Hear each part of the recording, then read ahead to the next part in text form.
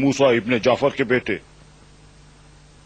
یہود اور نصارہ کے علماء کو آپ نے پریشان کر دیا اور اپنے استدلال کی قوت سب پر عیاں کر دی، لیکن میں آپ سے ایک سوال کرنا چاہتا ہوں۔ اگر آپ نے جواب دے دیا تو ان سب کے سامنے آپ کے جواب کی تصدیق کروں گا۔ تم یقیناً عمران صاحبی ہو، کیا ایسا نہیں؟ اسی طرح ہے۔ اپنا سوال بیان کرو۔ اللہ نے جو سب سے پہلے شے خلق کی وہ کیا تھی؟ سوال کیا ہے تو سنو۔ واحد ہمیشہ سے واحد تھا اور ہمیشہ سے موجود تھا، تن و تنہا بغیر کسی ساتھی کے، اور ہمیشہ واحد ہی رہے گا۔ پھر اس نے گناگوں اشیاء کو اپنے ارادے سے خلق فرمایا، نہ وہ کسی شے میں ہے اور نہ ہی کسی جگہ محدود، نہ ہی اپنے مانند کسی شے کو خلق کیا۔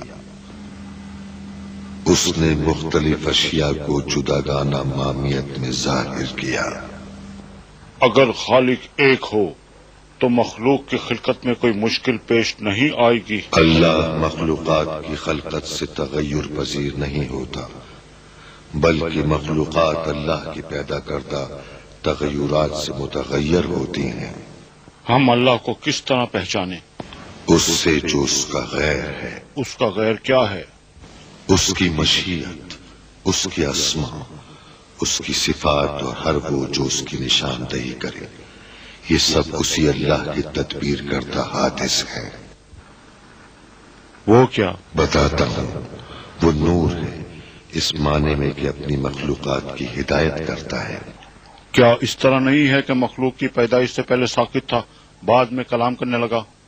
سکوت وہاں صدق آتا ہے جہاں پہلے نطق درکار ہو۔ وہ مخلوقات میں ہے یا مخلوقات اس میں؟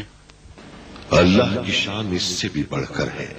اچھا تو یہ بتاؤ کہ تم آئینے میں ہو یا آئینہ تم میں؟ اگر دونوں ایک دوسرے میں نہیں ہو تو کیوں کر اپنے آپ کو آئینے میں دیکھتے ہو؟ اس نور کی وجہ سے جو میرے آئینے کے درمیان ہے۔ کیا اس نور کو آئینے میں دیکھتے ہو؟ ہاں۔ مجھے دکھاؤ، کہاں ہے؟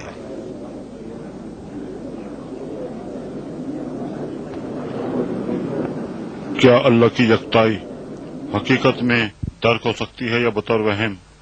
اشیاء کا خالق وہی ہے، نہ اس کے مانند کوئی ہے، ہمیشہ سے ہے، یکتا ہے، نہ معلوم ہے نہ مجہول، نہ محکم ہے نہ متشابہ، نہ یاد ہے نہ بھولا ہوا، نہ ایسا ہے کہ دوسری اشیاء اس پر عارضی ہوں، ایسا نہیں ہے کہ مخصوص وقت وجود میں آیا ہو اور متعین وقت تک رہے، نہ کسی میں موقوف ہے نہ کسی میں پنہاں۔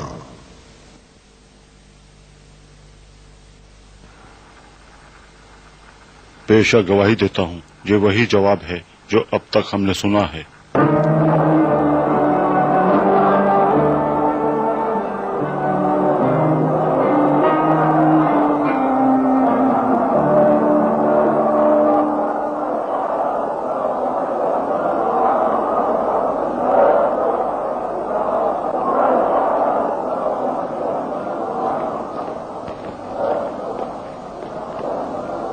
ابوالحسن عرب کے سب سے بڑے عالم ہیں، کوئی شخص ان سے مباحثہ کرنے کی سکت نہیں رکھتا۔